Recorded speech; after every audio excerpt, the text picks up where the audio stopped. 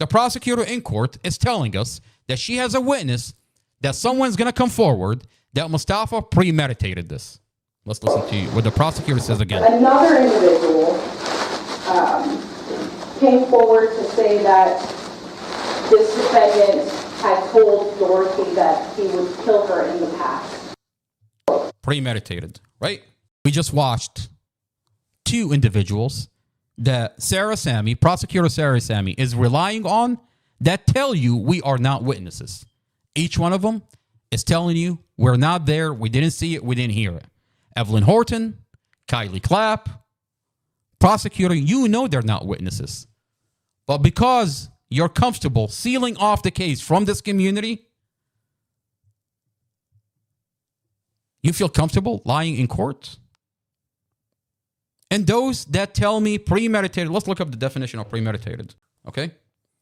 Premeditated murder, often classified as first-degree murder, is the intentional taking of a human life with prior planning and deliberation.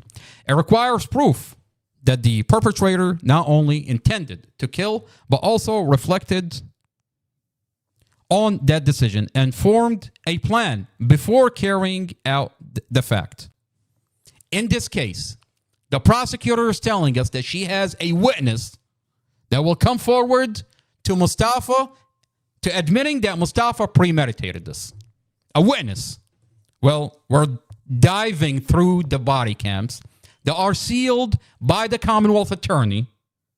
And so far, each one of those people that the prosecutor is relying on is telling you, I wasn't there, I didn't hear it. But then go on to tell you that Mostafa planned this in advance. That Mostafa forced his girlfriend Dorothy, forced 5-year-old Empress, forced the children, the rest of the children, the boys to stay home. Well, we just watched a Google Nest video that shows what happened that day.